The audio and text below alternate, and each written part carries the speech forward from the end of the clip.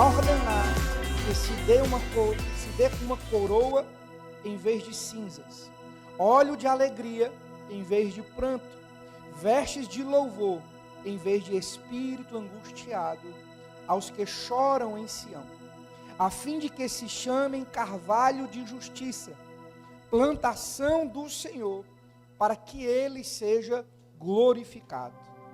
Eles, acompanhe comigo, versículo 4, eles reconstruirão as velhas ruínas e restaurarão os antigos escombros, renovarão as cidades arruinadas, que têm sido devastadas de geração em geração. Só até aqui. Esses dias dessa viagem, queridos, e lá, você anda num deserto, literalmente num deserto, 40 minutos de carro, no meio do nada. Você conhece o nada? Lá é depois do nada.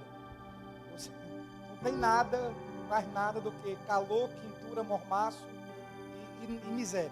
É o que tem.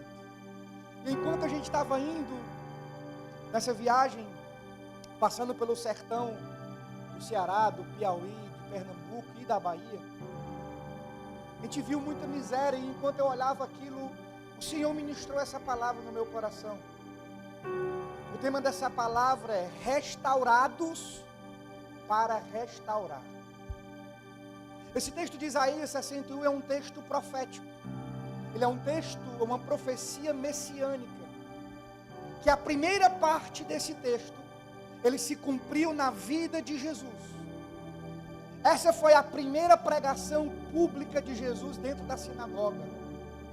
O texto da Bíblia diz que Jesus abriu o rolo no meio da sinagoga, e eles estavam lendo literalmente esse texto, e ele disse: hoje se cumpriu isso aqui. Ou seja, a primeira parte dessa palavra, ela se cumpriu na vida de Jesus. A segunda parte, ela se cumpre na nossa vida. E a terceira parte se cumpre a partir de nós. A primeira parte, ela se cumpre na vida do Senhor. É o versículo 1 que diz: o Espírito do Senhor está sobre mim, porque Deus o enviou a pregar uma boa notícia. Ele vai dizer que uma boa notícia aos pobres. Essa palavra pobre não é aquele que tem falta de comida ou falta de dinheiro. Essa palavra pobre aqui é aqueles que não têm nenhuma riqueza espiritual. É aqueles que são miseráveis na sua vida por causa dos seus pecados, dos seus erros. Ele vai continuar: para levar uma boa notícia aos povos, enviou-me para cuidar dos que estão com o coração quebrantado, para anunciar a liberdade aos cativos, para a libertação das trevas aos prisioneiros, para proclamar a bondade do Senhor e o dia da sua vingança, para consolar todos os que andam tristes. Essa segunda parte fala do que Jesus fez por mim e por cada um aqui.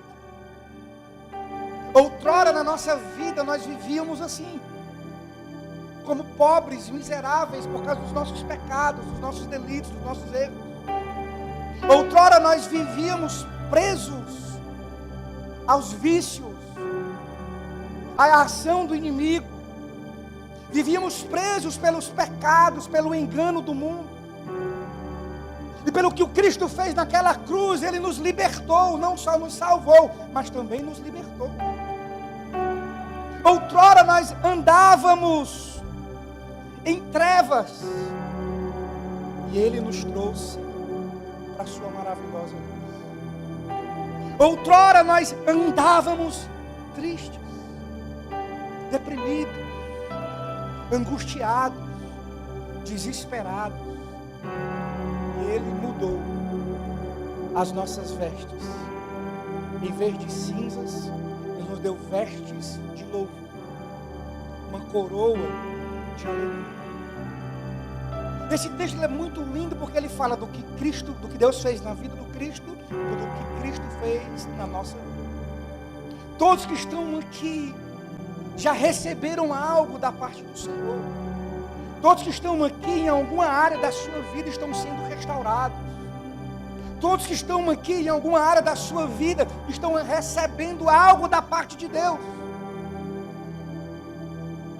Mas tudo isso tem um propósito. Tudo que Jesus fez por nós não pode parar em nós. Tudo que Jesus fez pela sua vida não pode morrer em você.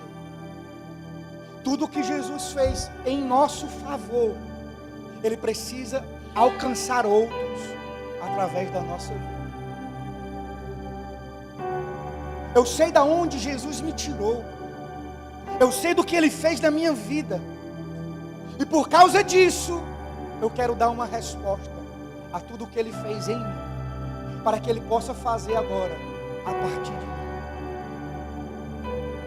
Tem coisas que Jesus faz por você, mas isso tem que tocar outros também.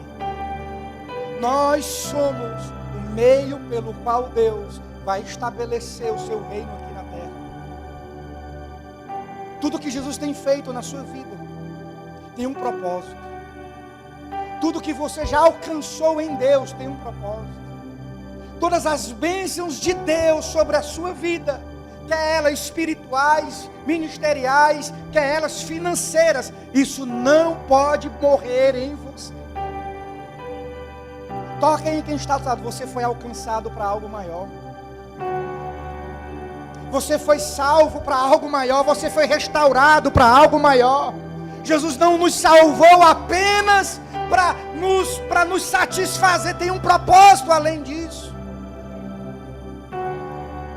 A ideia de Deus não é só nos salvar, nos dar uma boa notícia, nos tirar das trevas. A ideia de Deus para nós também é nos dar um propósito eterno. Então, esse texto ele fala que Jesus fez, que Deus fez por Jesus, o propósito do envio de Jesus na terra. Esse texto é incrível porque fala do que Ele fez na nossa vida. Mas esse texto também fala de um propósito que nós temos como igreja. O versículo 4 diz assim: eles quem? Quem são eles?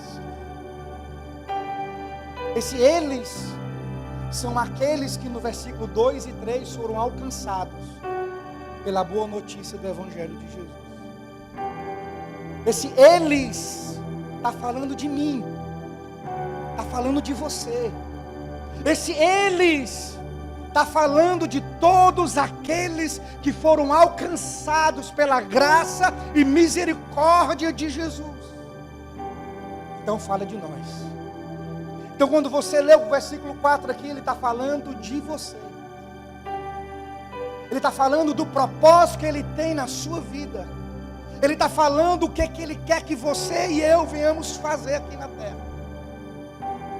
Eles reconstruirão as velhas ruínas e restaurarão os antigos escombros. Renovarão as cidades arruinadas, que têm sido devastadas de geração em geração. Coloque sua mão sobre o seu coração e diga assim: a mensagem do Evangelho, ela não só me salvou, ela não só me restaurou, mas como ela me tornou um restaurador. Você é um restaurador nessa terra. Você é um restaurador de Deus nessa terra. Nós somos agentes de restauração nessa terra. E é sobre isso que eu quero falar com você hoje. Como nós podemos ser agentes de restauração aqui nessa terra. Existem pessoas hoje que estão em ruínas. Existem pessoas hoje que estão passando o que um dia nós passamos. Existem pessoas hoje enfrentando as lutas que um dia nós enfrentamos. Existem pessoas hoje tristes como um dia nós tivemos. E hoje eu quero te ajudar a ser um restaurador. Abra sua Bíblia comigo. No livro de 2 Reis, capítulo 5.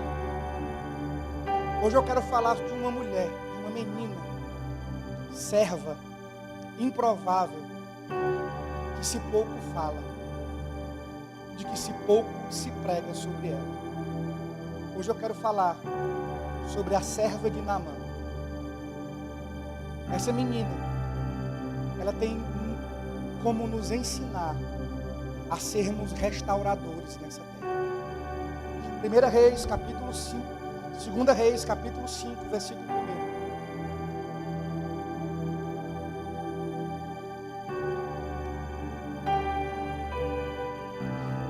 E Naamã, capitão do exército do rei da Síria, era um grande homem diante do seu senhor, e de muito respeito, porque por ele o Senhor dera livramento aos sírios, e era este homem herói, valoroso, vírgula, porém ele era leproso. E saíram tropas da Síria, da terra de Israel, e levaram presa uma menina, que ficou ao serviço da mulher de Naamã. E disse esta a sua senhora: antes o meu senhor estivesse diante do profeta, que está em Samaria, ele o restauraria da sua lepra. Então foi Naamã e notificou ao seu senhor, dizendo: assim e assim falou a menina, que é da terra de Israel. Só até aqui. Esse texto começa falando de um general de guerra, de um homem respeitado em todo Israel, de um homem que ocupava uma posição elevada diante de todo o exército. Porém, esse homem carregava uma lepra.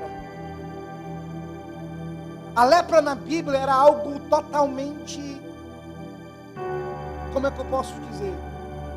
A lepra na Bíblia era algo totalmente, quero usar uma palavra aqui, light. Era algo totalmente que excluía a pessoa. Se uma pessoa tivesse lepra, ela não poderia ficar na cidade, ela não poderia ficar na sua casa, ela não poderia exercer o seu trabalho, ela perderia todo o respeito. E tudo aquilo que, se uma pessoa tivesse lepra, se ela tocasse nessa cadeira, essa cadeira tinha que ser queimada. Ou seja, um leproso naquela época era alguém que era totalmente excluído da sua vida pública. Ele ia para uma cidade de leprosos, para fora da cidade. Ele tinha que passar por um processo de lavagem, de cura. Esse homem, ele tinha muitas medalhas exterior, mas carregava muitas doenças no seu interior. O interessante é que essa menina, que era uma simples serva, vendo aquela situação daquele grande homem, ela foi um agente de Deus para a cura de Naamã. Mais do que Eliseu, a cura de Naamã começou pela vida dessa menina.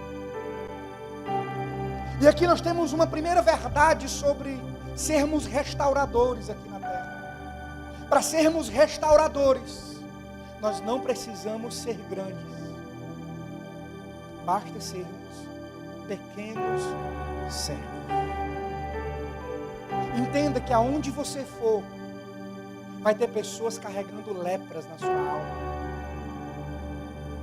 Vão ter pessoas enfermas, doentes. Vão ter pessoas que estão precisando de cura.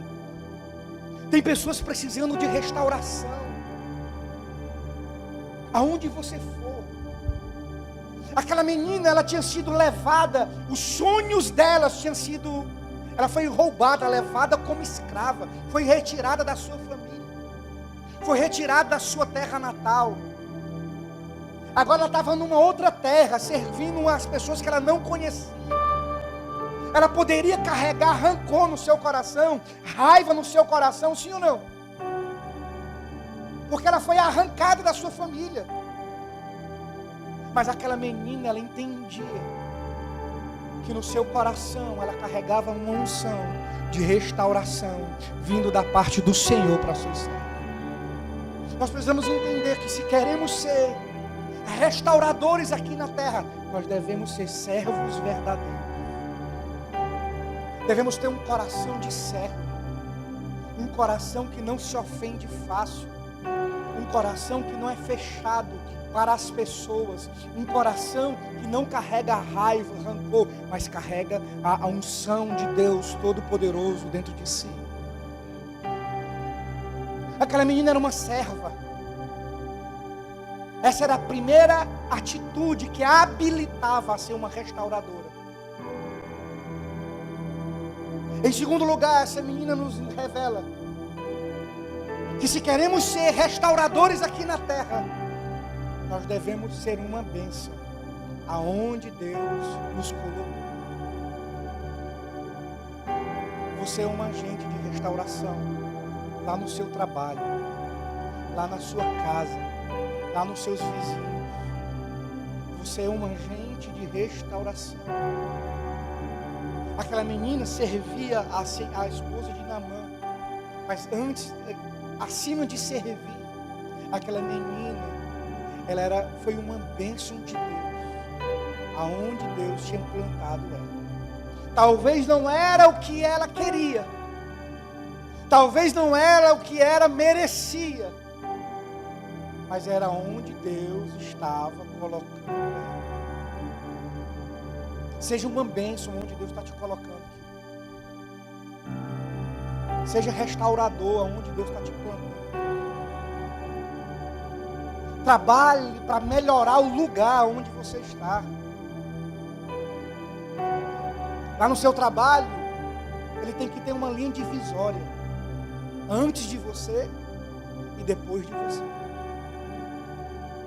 Lá na sua casa, tem que ter uma linha divisória. Antes de você e depois de você. Nessa igreja tem que ter uma linha divisória sobre a sua vida. Essa igreja, antes de você e depois de você. Porque por onde nós passamos, nós deixamos um rastro. Eu nunca entendi aquele texto do Evangelho, dos Salmos, que diz assim, ó, quão formosos são os pés daqueles que pregam o Evangelho. Aí eu olhei para os meus pés, é o dedo quebrado, a unha encravada. Tem um calo em cima do meu dedão, parece uma verruga. Eu disse, Senhor, não é bonito não. É a parte do meu corpo que eu acho mais feia, meus pés. É tudo torto, de óleo de bola, é tudo quebrado o dedo. Eu abro os dedos assim, o bicho está tudo empenado, o dedão para lá, outro para cá. Meu Deus, isso aqui não se aplica aos meus pés não, só pela fé. É fé a certeza das coisas que não se tem, né? Uma coisa que meus pés não são bonitos. Tem um dedo que não tem unha, que foi arrancado quando eu jogava a bola, o cara pisou em cima do dedo, arrancou, nunca mais nasceu. O dedo é só Jesus. Aí tem um dia que eu estava orando e Deus disse, sabe o que é isso? Quão formosos são os pés daquele que prega os homens, que por onde eles passam, os seus pés deixam uma marca. Por onde eles passam, os seus pés deixam um rastro. A pergunta que eu quero fazer para você e para nós nessa noite é: quais são as marcas que nós estamos deixando aonde Deus está nos plantando? Quais são as marcas que Deus fez na sua vida e que a partir da sua vida agora você está plantando no lugar que Deus está colocando você? Aquela menina estava deixando uma marca naquela família, que a partir da vida daquela menina, nunca mais aquela família seria a mesma. Aqui fica mais uma pergunta para a nossa reflexão.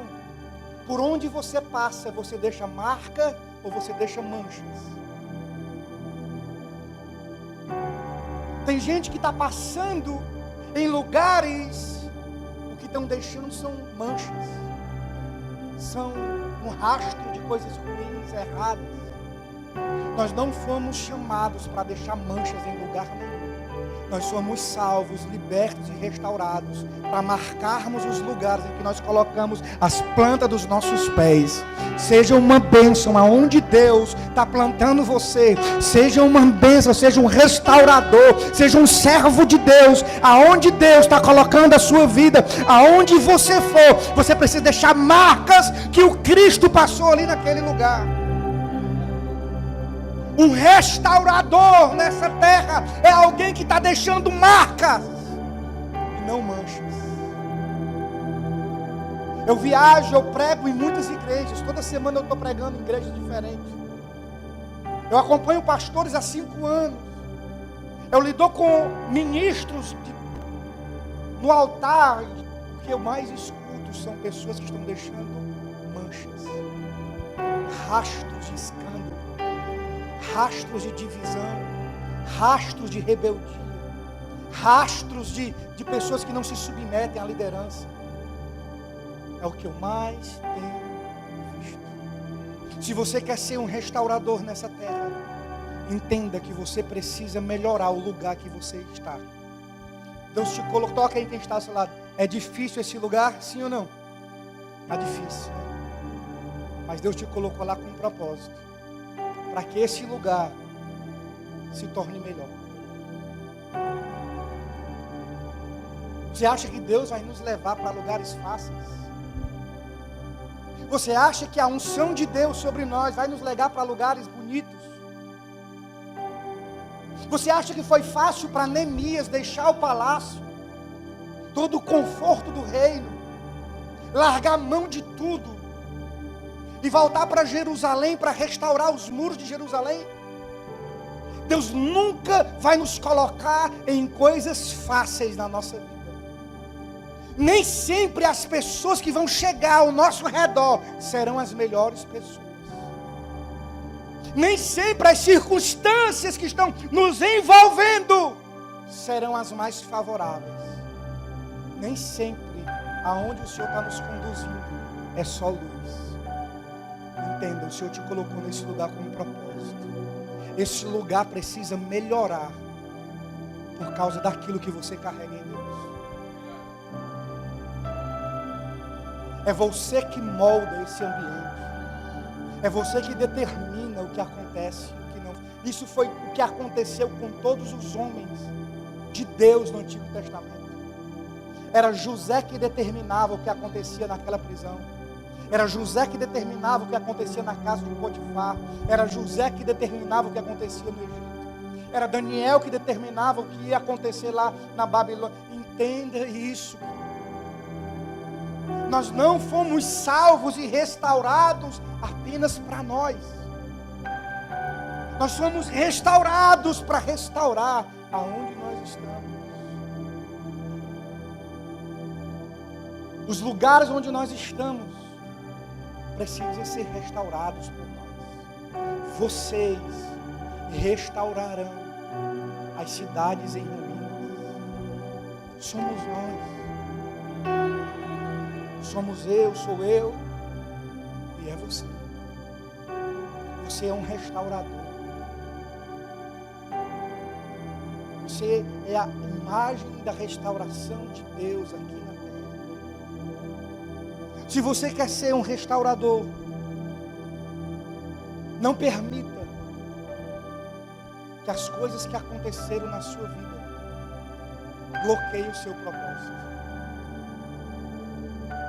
Aquela menina, como eu disse, ela foi escravizada, era uma escrava.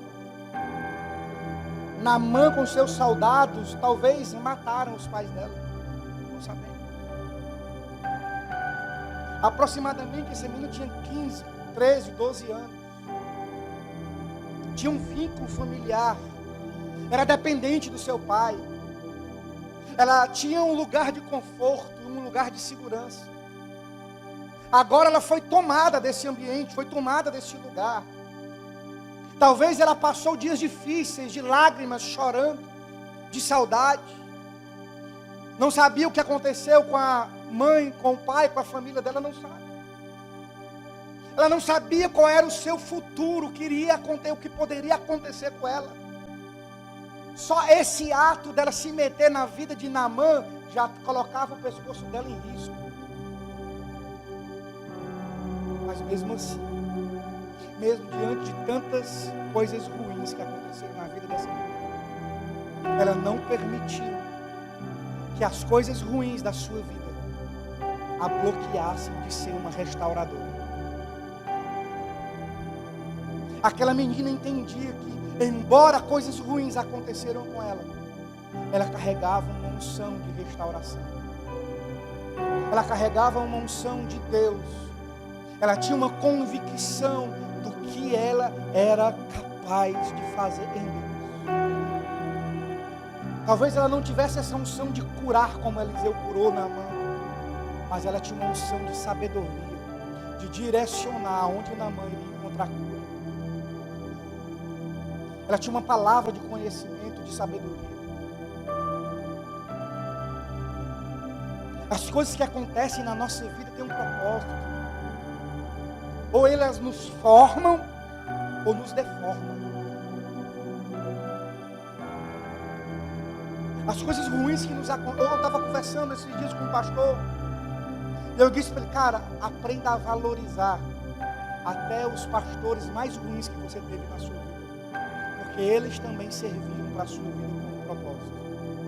Eu disse, eu louvo a Deus pelos pastores que eu tive. Passei muita coisa difícil. Foi muito difícil muitas coisas. Mas eles serviram para mim. De duas formas. Eles são uma referência para mim não ser igual a eles. Então eles me formaram. Eles me deram um modelo de não ser igual a eles. Tanto o primeiro como o segundo. Eles me revelaram o tipo de pastor que é rejeitado por Deus. Então eles serviram para a minha vida. Saul serviu para a vida de Davi. Porque tudo que de ruim que aparece na nossa vida tem um propósito. Aquele texto que Paulo diz que todas as coisas cooperam para o bem daqueles que amam. Olha, todas as, tanto as boas como as ruins. As coisas ruins também devem cooperar para o seu crescimento. Aquela menina, ela entendia isso. Ela não permitiu que as coisas ruins que atacaram a sua vida atirassem ela do propósito de ser uma restauradora.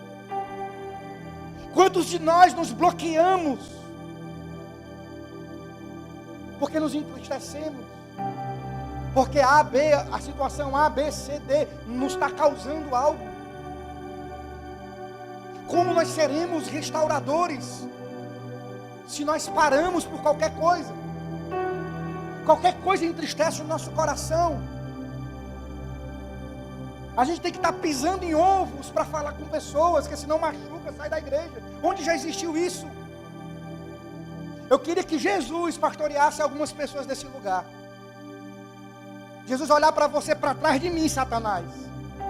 Se eu chamar uns de Satanás aqui, não me bate em mim, eu me livro. Mas Jesus chamou o seu discípulo mais chegado de Satanás. Foi ou não foi? Foi.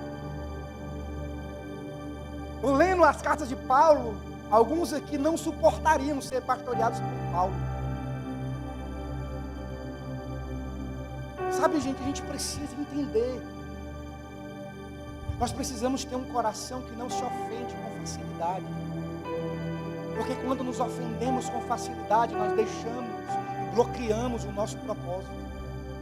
E quando você não vive o seu propósito, o propósito que Deus tem para a sua vida, pessoas continuarão em ruínas. Essa cidade continuará em ruínas. Sabe como nós restauraremos Fortaleza? Restaurando as pessoas que moram em Fortaleza. Sabe como restauraremos o Brasil? Restaurando os moradores do Brasil. Isso não é para o político A, B, C, não, é para a igreja. nós restauramos a nossa nação, restaurando as pessoas que moram nesse lugar. A restauração do Brasil está com a restauração dos brasileiros. Quando os brasileiros forem restaurados pela unção de Deus, pela ação do Espírito de Deus, o Brasil será restaurado. O problema é que nós queremos transferir as nossas responsabilidades. Todas as vezes que nós nos ofendemos com facilidade, nós deixamos de cumprir o nosso propósito. É como eu disse domingo, queridos, no nosso culto, a palavra para essa igreja não foi a de sábado, foi a de domingo. É que um ciclo se fechou, acabou-se certas coisas. A partir de agora, nós precisamos descobrir o que Deus quer para nós daqui para os próximos 7 anos. Existe algo para nós descobrirmos daqui para frente. A prensa, o azeite para extrair o óleo puro, ela precisa ser prensada 7 vezes mais. O sentimento que eu tenho é que essa igreja precisa ser prensada um pouco mais, para que ela possa extrair algo que ela nunca extraiu até os dias de hoje. E a minha oração é essa: Deus, pode rodar a prensa, pode extrair, pode acabar com a raça dessa igreja, até sair aquilo que nós nunca vivemos. A gente pensa que nós não temos nada de bom para sair. Tem que. Nos momentos de maiores pressões, nas maiores dificuldades, Deus está tirando de nós algo bom. Existe um óleo puro, uma unção pura, um óleo fresco, que vai sair a partir dessa prensa. Você é um restaurador. O seu propósito é restaurar pessoas. O seu propósito é alcançar vidas. Esse é o nosso propósito. Se a igreja não alcança vidas, ela perdeu o seu propósito. Se a igreja não está restaurando vidas, ela está perdendo o seu propósito. Durante 7 anos nós ficamos muito bem aqui dentro. Talvez seja a hora de Deus nos tirar para fora. Tem vidas para nós alcançarmos. Eu tenho dito que até o próximo ano nós vamos fazer 2 cultos. Tem pouca gente aqui ainda, querido. Esse lugar está pequeno e vai ficar ainda mais. Sabe aquela meta, aquele propósito que nós começamos no ano passado? No começo do ano de 60 vidas? Quem lembra? Quem sabe quantas vidas nós já alcançamos esse ano? 63.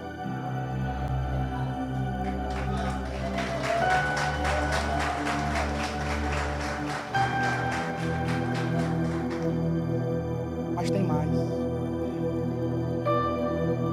Essa cadeira do seu lado pode estar ocupada por alguém que você vai restaurar ela.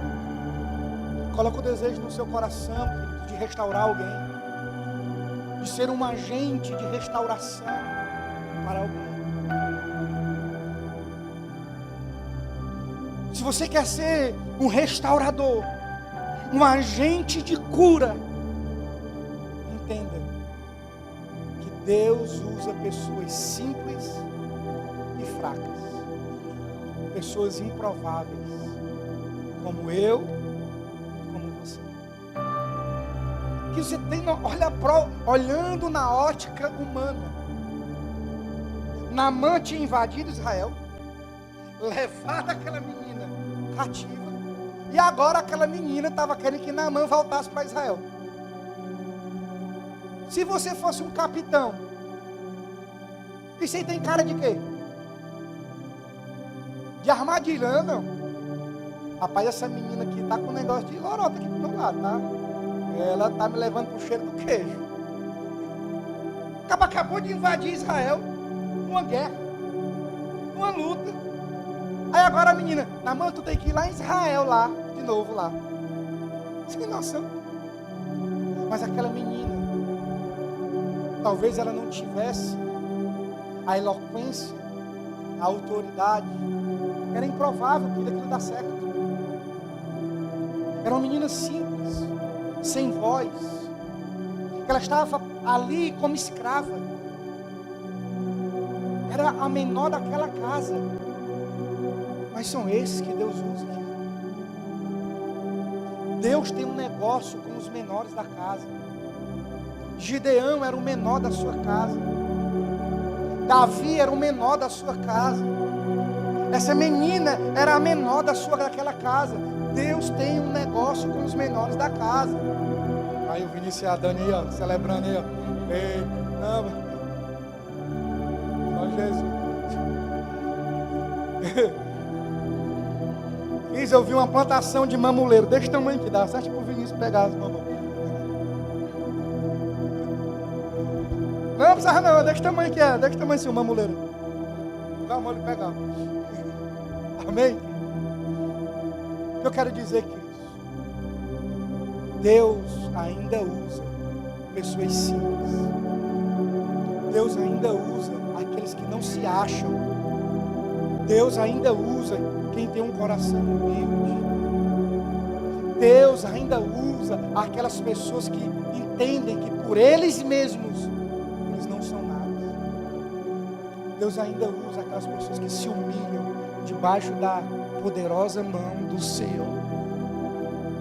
Nós nunca vamos estar prontos, nós nunca vamos estar preparados, mas nós já temos tudo o que nós precisamos. Toca aí quem está a ferramenta para você restaurar pessoas. Deus já te deu, já está com você. Aquela menina já tinha as ferramentas que ela precisava para ser uma restauradora naquele lugar. Use o que você tem nas suas mãos. Use o seu celular. Use suas redes sociais para ganhar pessoas. Convidem pessoas, mandem mensagem para pessoas. Você é um agente de restauração nessa terra. E Deus já nos entregou tudo o que nós precisamos. Davi, quando foi querer matar aquele gigante, quiseram colocar em Davi aquela armadura de Saul. Não dá certo. Nós já temos tudo para sermos restauradores. Use as suas redes sociais. Use a sua boca. Aquela menina, ela usou a sua boca. Disse, se meu Senhor. Talvez ali naquela cozinha, eu gosto de viajar na história bíblica. Talvez a esposa de Naamã estava na cozinha lá atribulada. Porque a cozinha é um lugar onde as mulheres mais se atribulam. É, né? Oh, Deus de poder e glória. Eita glória. Sentada à mesa, a mulher fica atribulada na cozinha. E o homem passa, sai daqui! Ou só acontece lá em casa? Acontece não. Graças a Deus. Talvez a esposa de Naamã estava lá na cozinha.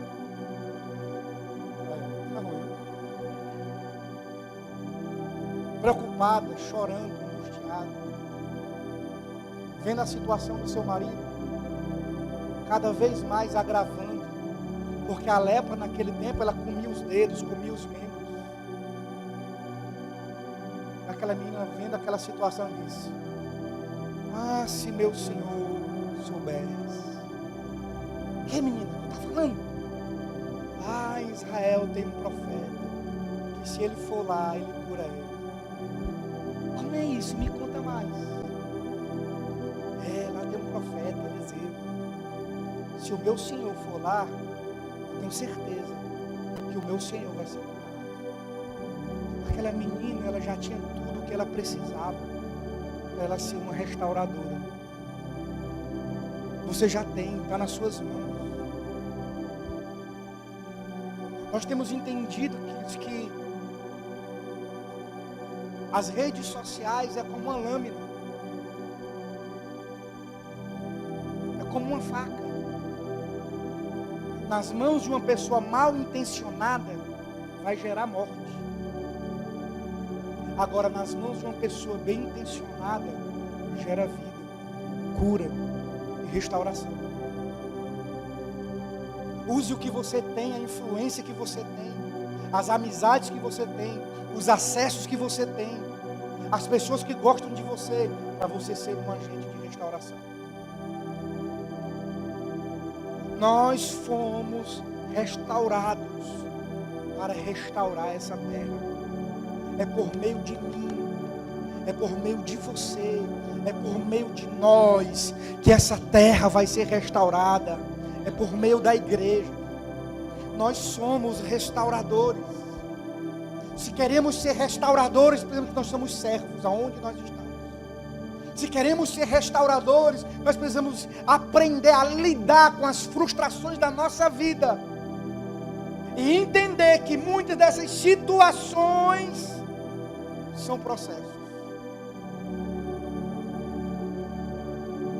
Eu estava conversando com um pastor amigo meu agora nessa viagem, com o Beto, e eu dizendo para ele, a gente conversando daquilo que a gente já passou, das lideranças que nós passamos. Eu disse: Beto, tudo que eu já passei, as pessoas que passaram na minha vida serviram para me tornar o que eu sou hoje.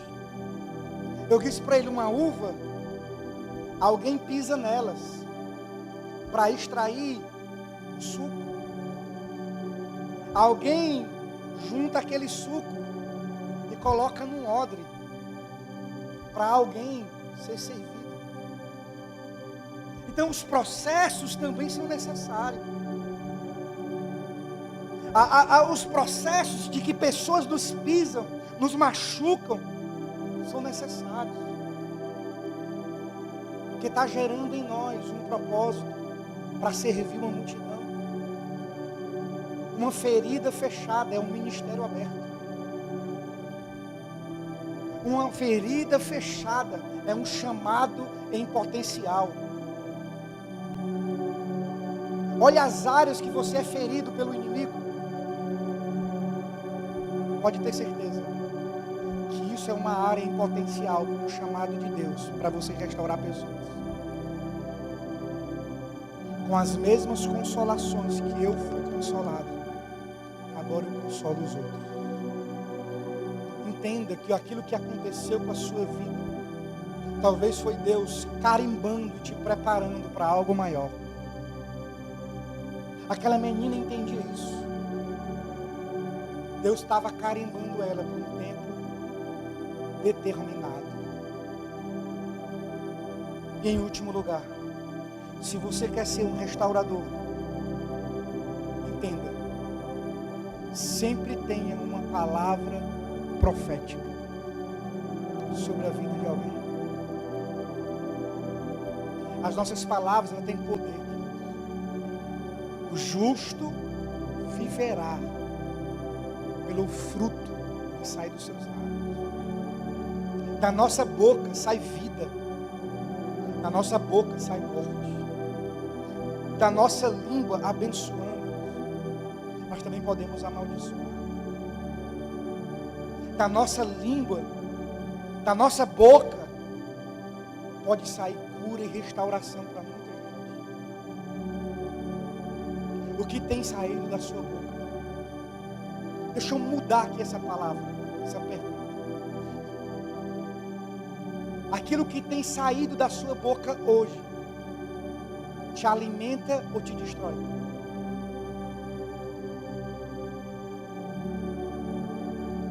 É remédio ou é veneno?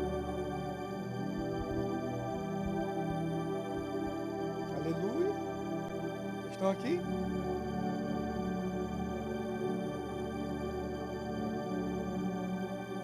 Gratidão é murmuração. A gratidão é a linguagem dos céus. A murmuração é a linguagem do inferno.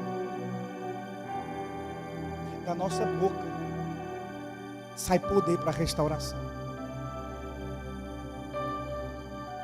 Tem algumas pessoas aqui hoje, eu olho no rosto, são pessoas que um dia eu profetizei. Primeira vez que eu vi a Cleidiane foi numa campanha que estávamos fazendo pela vida da irmã Fatia. Nunca tinha conhecido ela, só conheci o Clécio. E ele tinha me chamado para levar uma palavra lá no lado de Jericó, né? no cerco de Jericó. E eu vi a Cleidiane tomando a frente das coisas lá, e quando eu saí com a Lucimar, olhei para ela, essa ali vai ser a nossa futura membro da igreja. Ali a bichinha dele, ela e a família dela. Devemos aprender a profetizar sobre a vida de pessoas. Eu não sei como está a sua volta. O livro de Jeremias fala que o Senhor levou Jeremias a um vale de ossos secos. E o Senhor fez uma pergunta a Jeremias: podem esses ossos voltarem a ter vida? Jeremias disse: o Senhor sabe. O que é que Deus disse para Jeremias?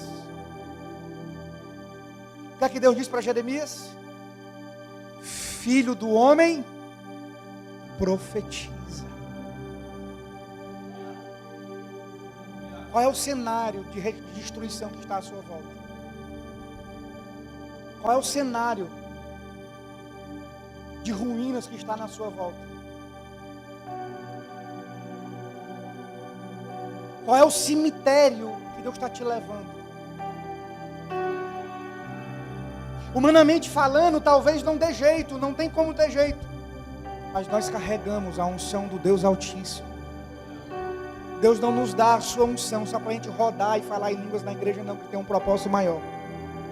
O Espírito do Senhor está sobre mim tem um propósito.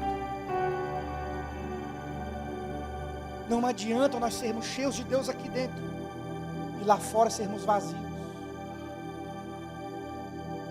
Não adianta aqui dentro rodar, voar, correr, dar uns Hadouken, e lá fora a gente não falar de Jesus para ninguém.